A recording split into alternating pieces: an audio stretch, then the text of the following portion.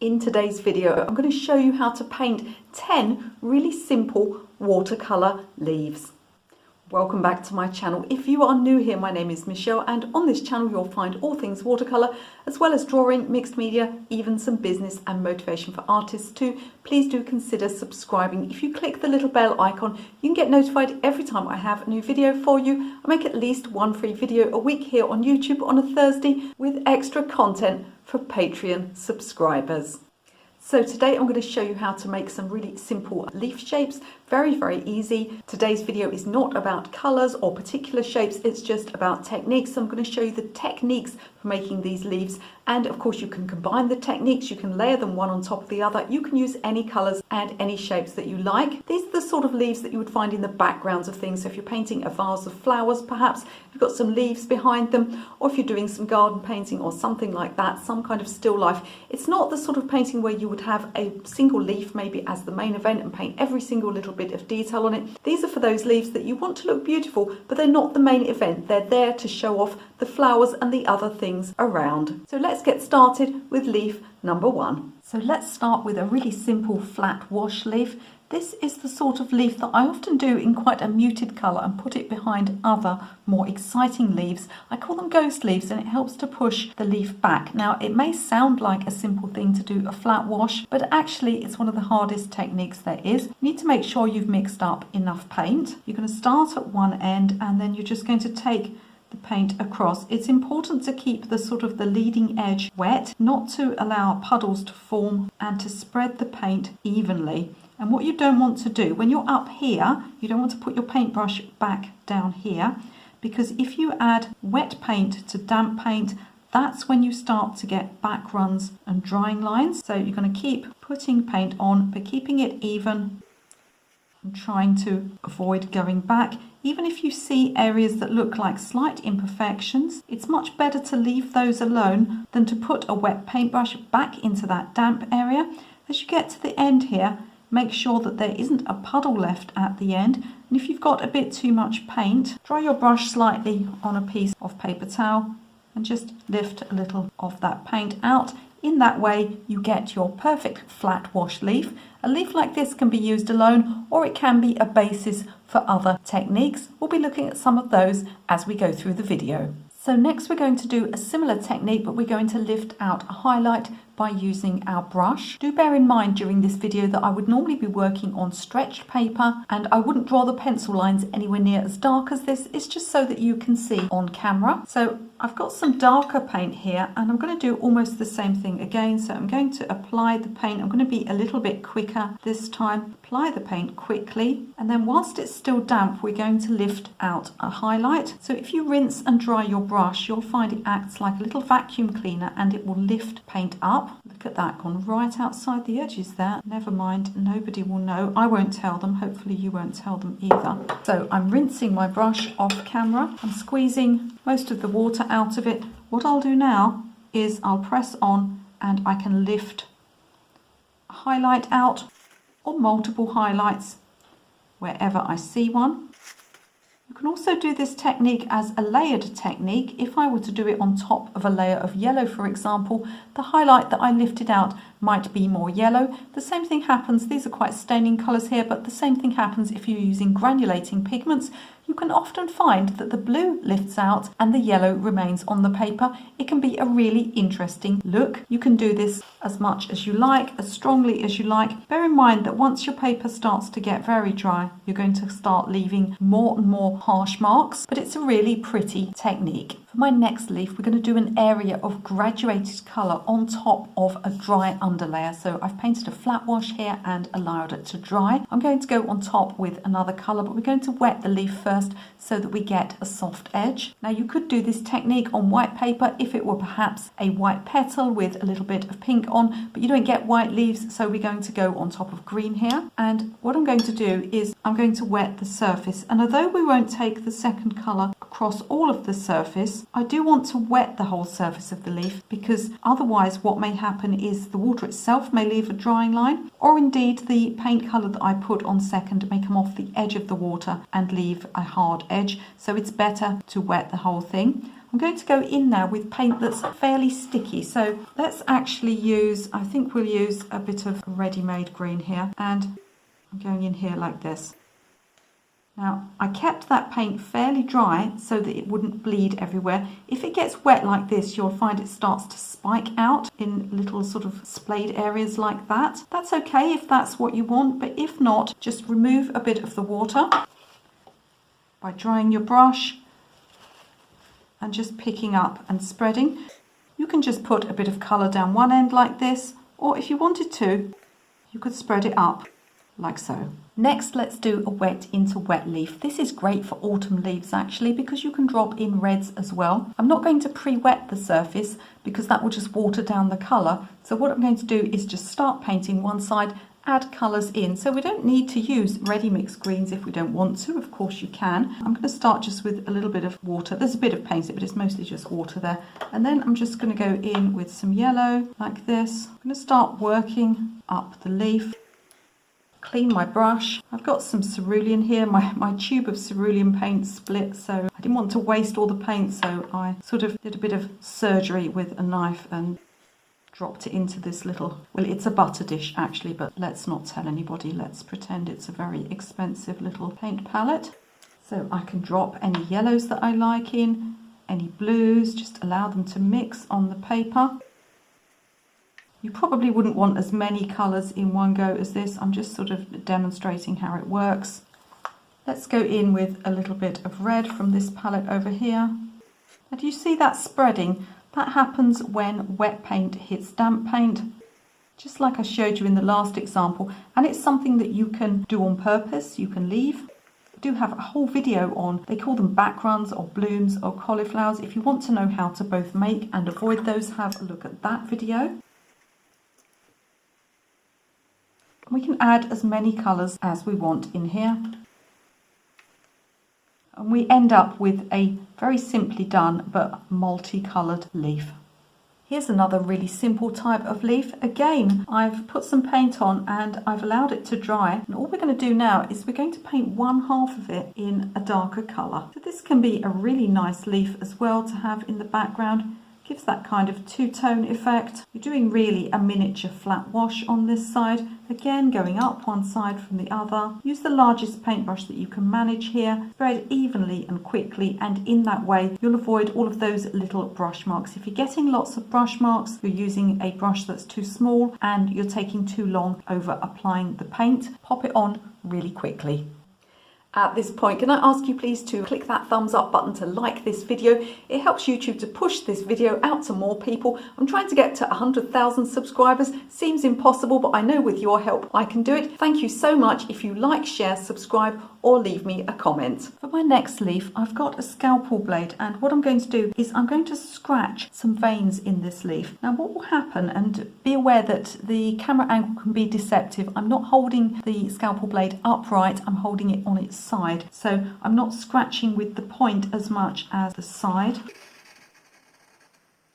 What will happen is the paint will settle in the scratches, so you'll get more pigment in the scratches, and that will leave tiny fine lines. They'll be finer than you could even do with a brush. Now this is a technique, though it works every time, it can be a little hit and miss, so you may have to apply 1 or 2 layers of paint before you see the full effect. Works best with granulating colours as well.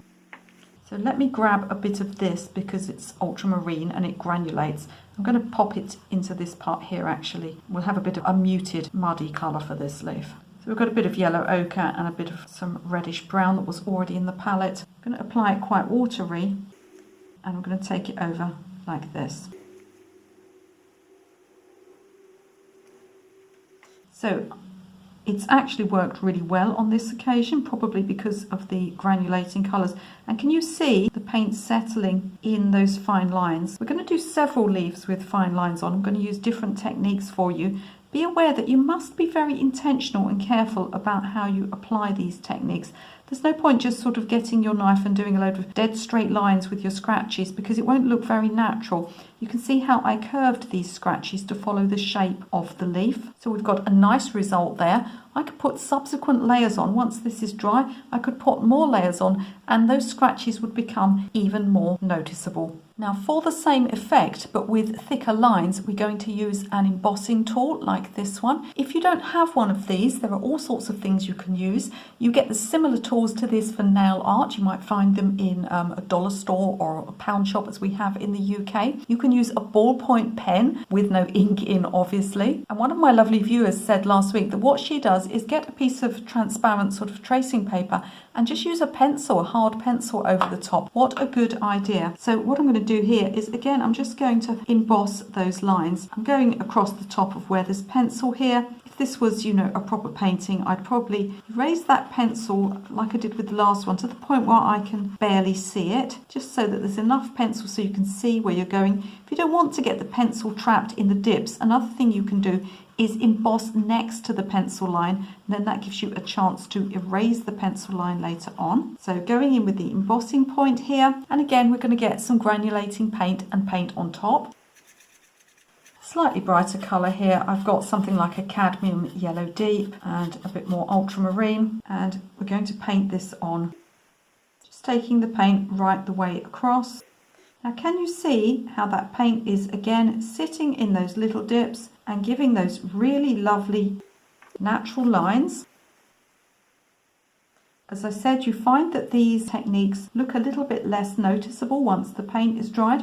All you need to do is take another layer over the top. Don't go too dark with your paint though, because if you go so dark that you can barely see the difference between dark and very dark, you're not going to get that nice vein effect. Look how subtle it is. It's beautiful for botanical painting. So that's dark veins, but what about if your leaf has light veins? What I've got here is, again, I've put a flat wash on so this paint is dry, and I've got some pencil marks. So what I'm going to do is I'm going to go around. I'm just going to paint so that I leave a little bit of a yellow area in the center here. So you want to put your underneath layer very pale green or pale yellow. Don't go too light, because what can happen is you can end up with, by the time you finish painting, it almost reads as if it's white paper. And I'm just going around here and just carefully one side to the other, leaving an area. And I'm trying to sort of, on one side, I'm trying to paint on the pencil line, so that I don't have too much pencil showing at the end. Again, if you're doing this yourself, use minimal pencil. I only use a bit more so you can see on camera. Now, if you cannot paint this neatly, and I know that some of you will already be asking yourselves, could I use masking fluid? Could I put the yellow on, allow it to dry, use masking fluid, and then just put the green right across the leaf?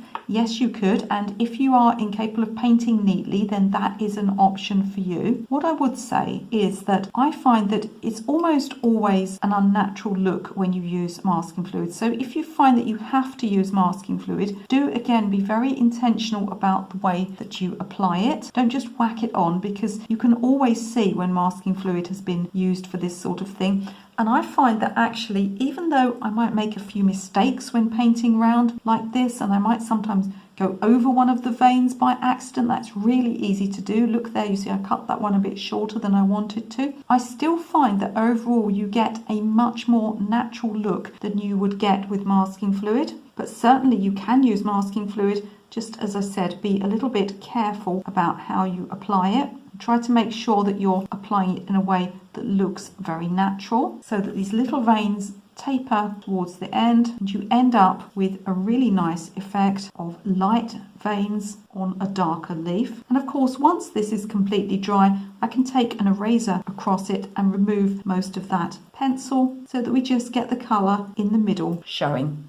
So we've done light veins, we've done dark veins. Let's do coloured veins now. We're going to use watercolour pencils. I've picked up a couple of colours here.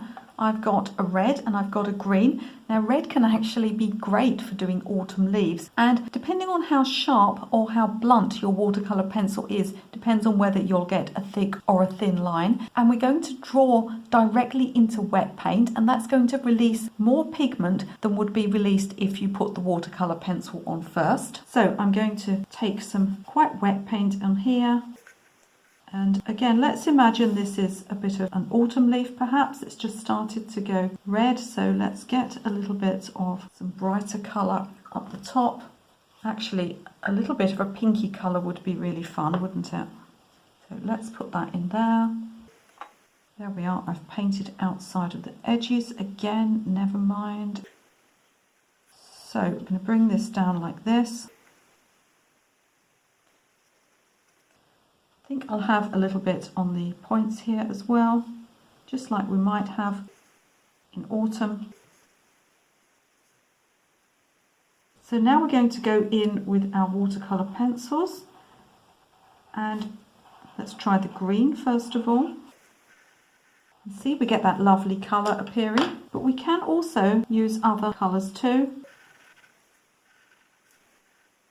As I said, depending on how much you've sharpened your pencil, depends on whether you'll get a fine line or a more blunt line. But look how easy it is just to get all of these details on the leaf. It looks much more natural and it's far quicker and easier than using a brush. You'll notice that I go from the centre outwards. That's because any pencil or brush will taper as you lift it off the paper, and you want that tapering to be towards the edge of these marks. So you don't want to come outside in because that will leave a very stubby looking line. You want one like this one here that naturally tapers. For our last leaf, I haven't drawn anything. We're going to apply 2 colours on one paintbrush. Now this is usually an oil painting technique, sometimes acrylics, but it can also be done in watercolours. It's very popular with crafters. What we're going to do is we're going to dip the same brush into 2 different colours. Now the paint needs to be fairly sticky, so it won't work if the paint's really runny and wet because both colours would mix on the brush.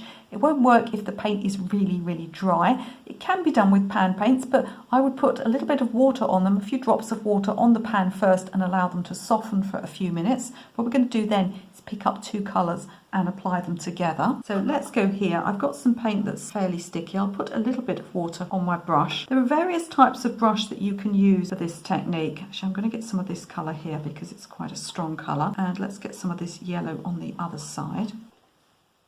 So what I'm doing here is applying like so that I've got 2 colours on one brush. That green doesn't show up very much. Let's actually pick up a little bit of blue on one side. Here we can see it a little bit better. Now I've got a flat brush here. That's not the easiest shape to use. The best shape for this sort of technique is to use a sword liner brush or an angled flat brush. So those are brushes that are flat like this, but the end is cut at an angle. Another brush that's good for this is this brush here. This is called a cat's tongue. So let's see what we can do with this one. Again, going to pick up colour on one side, and then I think we'll get a little bit of ultramarine on the other side. The brush is a bit too dry there,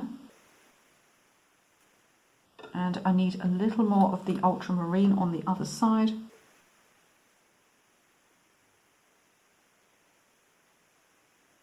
And there you can make leaves where you're literally applying 2 colours with the same brush. It is even possible to use a round brush like this. It's just a little bit harder because you haven't got as much space on the brush there, but you can still have a go at sort of pressing one side in one colour and the other side in another colour so that you're painting with 2 colours at once. So do let me know in the comments section if any of these techniques were new to you. Perhaps you have some techniques of your own that you'd like to share with us that you use for painting leaves. Before you leave this video, don't forget to pop into the video description. I've got lots of good things in there for you. I've got some free downloadable PDFs full of art tips. I've also got a free course you can take. And of course, you can find out about my Patreon membership and all of my paid courses. They all have fantastic reviews. Now, if you're interested in painting and drawing leaves, I assume that you're also interested in painting and drawing flowers. I have another video for you that I think you're going to find really interesting. You can watch that video right now.